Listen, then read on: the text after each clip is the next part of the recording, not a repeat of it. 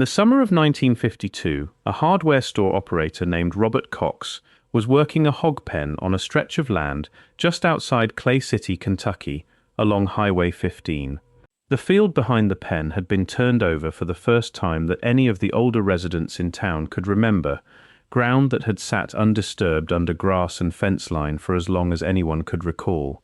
Somewhere in that freshly broken soil, Cox found a coin. It was small, dark with age, heavier in the hand than a modern nickel, and stamped with lettering nobody in Clay City recognized. On one face stood a building with columns, flanked by what looked like a palm branch. On the other sat a six-pointed star, cut into a face that looked older than anything else that had ever come out of a Kentucky field. Cox was not a collector, kept no cabinet of curiosities, and had no reason to invent a story. He had simply been plowing 40 miles east of Lexington, in a county known for coal seams and salt licks, and something had come up out of the dirt that did not seem to belong there at all. He was not the only one. Kentucky newspapers would eventually report two more coins of the same type, found decades apart in two other towns. One surfaced in Louisville in 1932, another turned up in Hopkinsville in 1967. Three coins, three counties, 35 years apart, all showing the same design. If you're enjoying this story so far, don't forget to hit the like button and subscribe. Drop a comment telling me where in the world you're watching from. I love hearing from you. What the coins appeared to show was not vague. A professor at the University of Louisville, named Israel T. Naamani, examined the Clay City piece and identified it as a shekel from the Bar Kokhba revolt, the doomed Jewish uprising against Rome that ran from 132 to 135 AD. A rebellion so total in its defeat that the Romans afterward renamed the province and barred Jews from the city of Jerusalem entirely. Naamani sent the coin on to Ralph Marcus, a respected classicist at the University of Chicago, who reported reading the name Simon on one face, the personal name of the rebellion's leader, Simon Bar Kokhba himself, and on the other, a phrase translated as Year 2 of the Freedom of Israel, the kind of dated victory inscription the rebels struck on their own coinage, while they still controlled territory to strike it in. Two university professors, working independently and with real credentials behind their names, had put their reputations behind an ancient Judean coin found buried under a Kentucky pigpen. The Louisville Courier-Journal ran the story in the summer of 1953, illustrated with a photograph of the coin itself. It read, "At the time, like a serious archaeological discovery, the kind of thing that might rewrite a paragraph in a textbook." It did not stay confined to Kentucky newspapers for long. In 1971, Cyrus Gordon, a widely published scholar of ancient Near Eastern languages who had taught at Dropsy College, Brandeis University, and New York University, included the Kentucky coins in his book Before Columbus, a survey of supposed contact between the Old World and the Americas before Columbus ever sailed. Gordon wrote about the finds as settled fact: 3 Bar Kokhba coins, dug from 3 separate Kentucky towns, professionally authenticated. He printed photographs of them alongside his text. A reader picking up that book had no reason to doubt him. Gordon held real academic positions at real institutions, and the coins had already passed through the hands of 2 professors who said the same thing he did. What almost nobody checked, at the time, was whether the coin actually looked like a coin the Bar Kokhba rebels would have struck. This is the part of the story that connects Kentucky to a much older and much wider pattern, one that runs through Ohio and Tennessee and touches the same handful of names again and again. In November of 1860, a county surveyor in Newark, Ohio, named David Wyrick, was digging in a stone mound south of town, part of the vast complex of geometric earthworks that still surrounds the modern city. Wyrick already believed, before he ever picked up a shovel there, that the great earthworks, scattered across Ohio, had been built by the lost tribes of Israel rather than by the ancestors of the native peoples who still lived nearby. And he had spent years searching mound after mound for evidence to confirm it.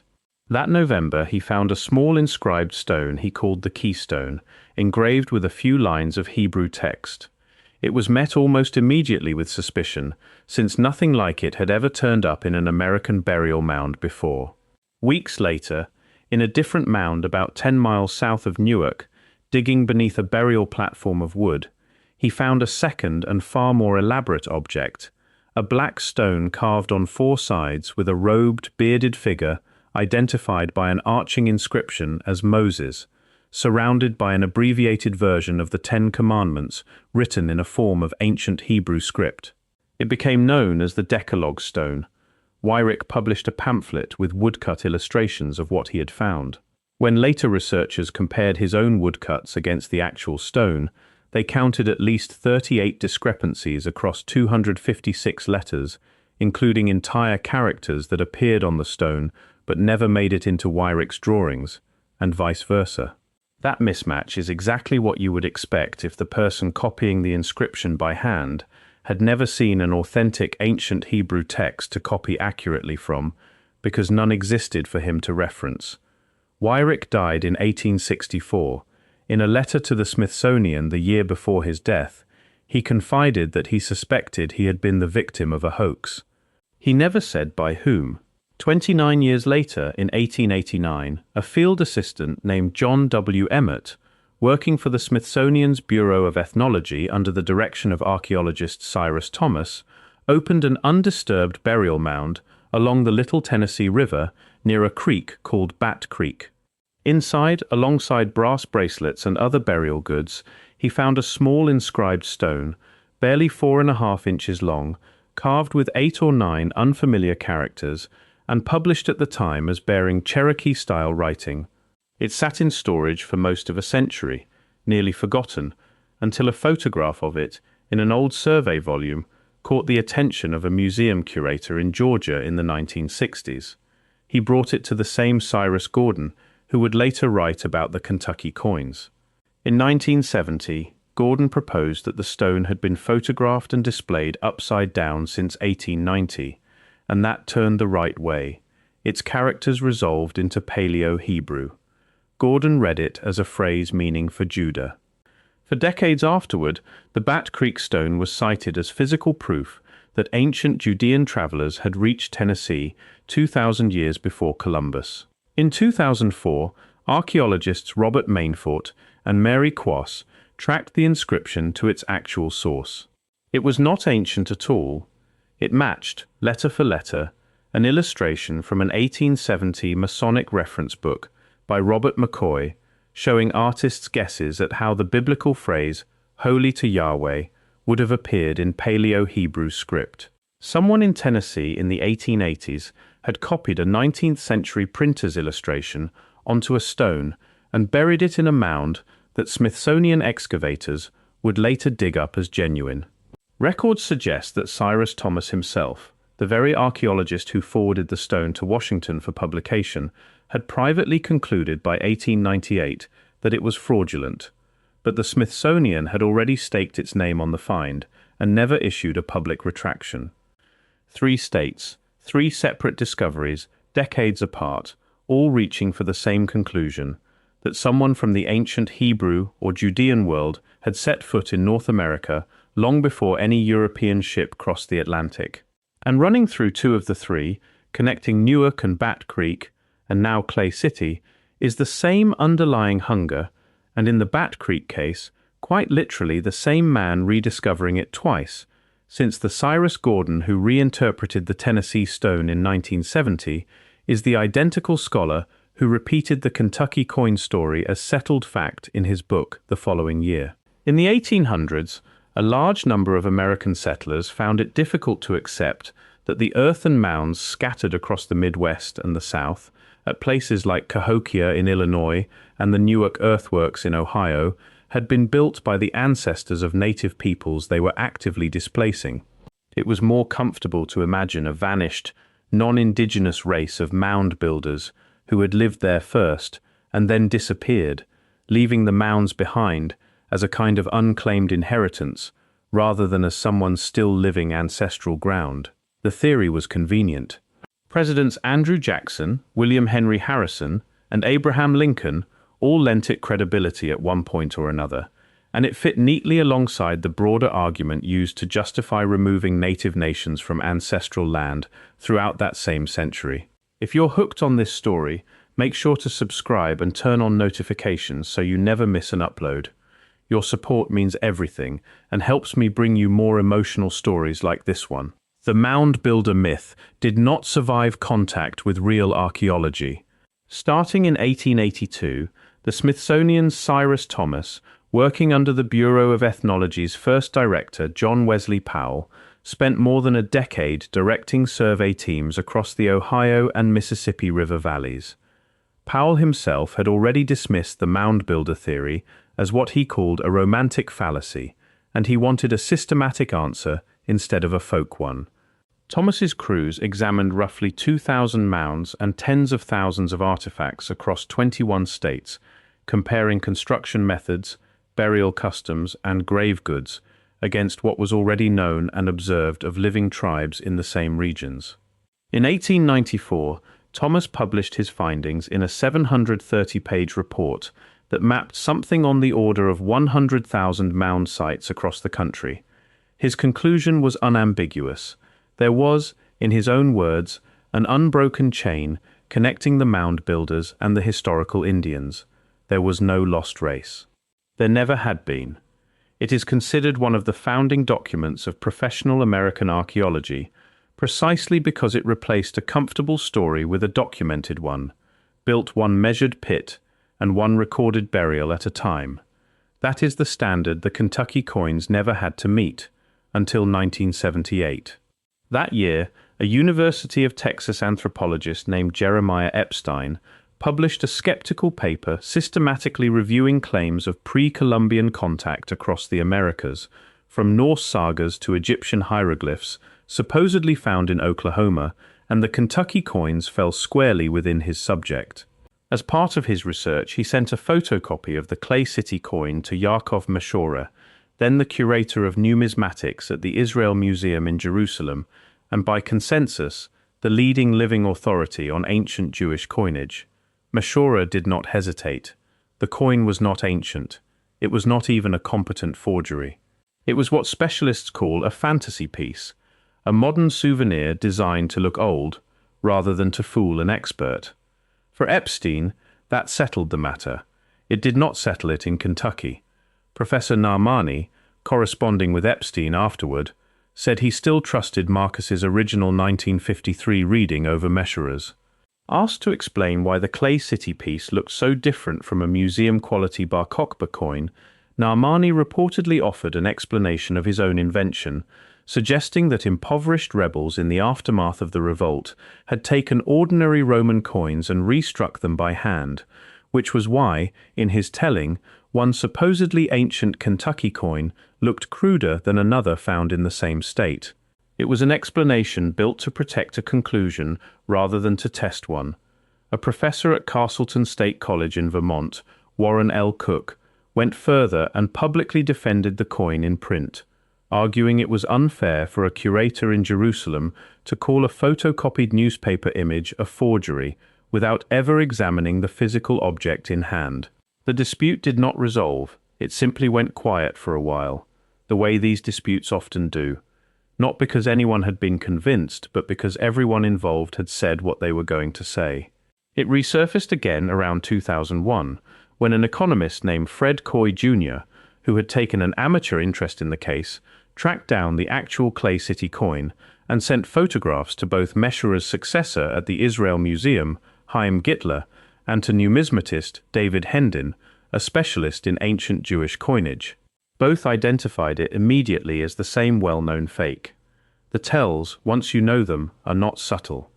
A genuine Bar Kokhba shekel shows a cross or a rosette above the temple facade, never a six-pointed Star of David, which was not yet in use as a Jewish symbol in the 2nd century and belongs to a much later, modern visual vocabulary.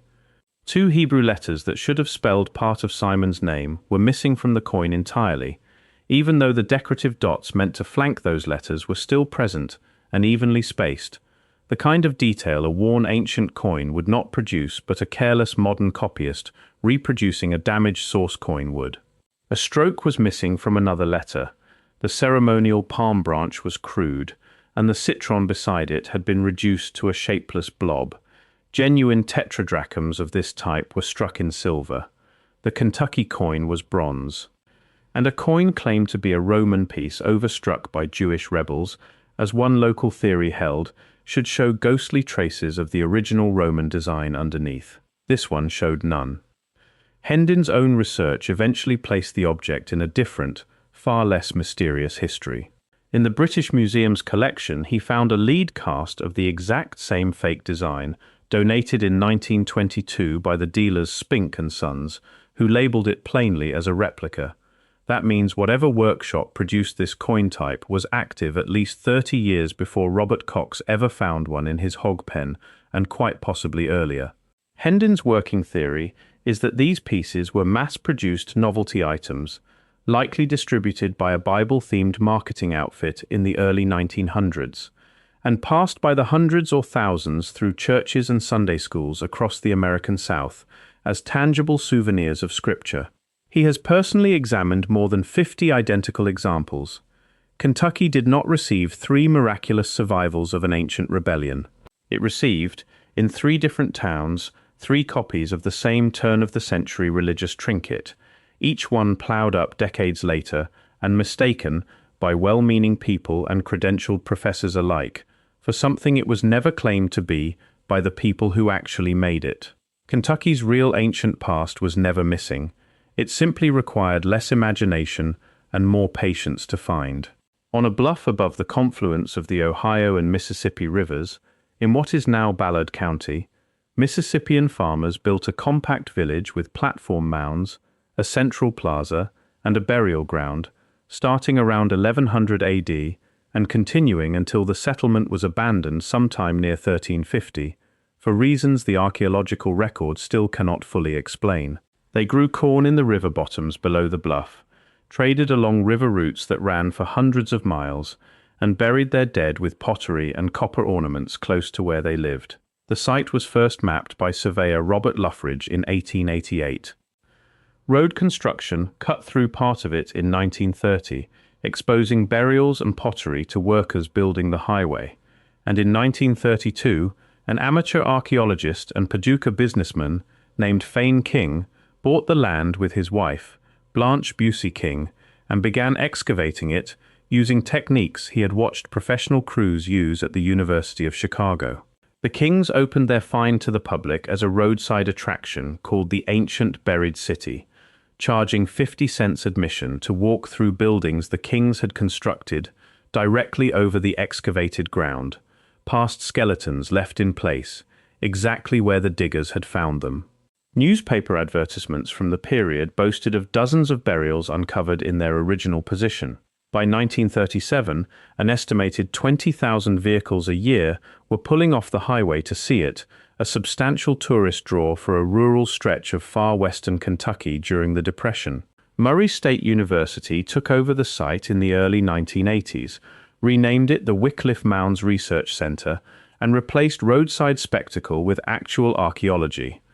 In 1991, after consultation with the descendant tribal communities whose ancestors were buried there, the human remains that had been on public display for nearly 60 years were finally removed from view. Nobody needed to invent a lost trading route or an unplaceable coin to explain what stood on that Kentucky ridge.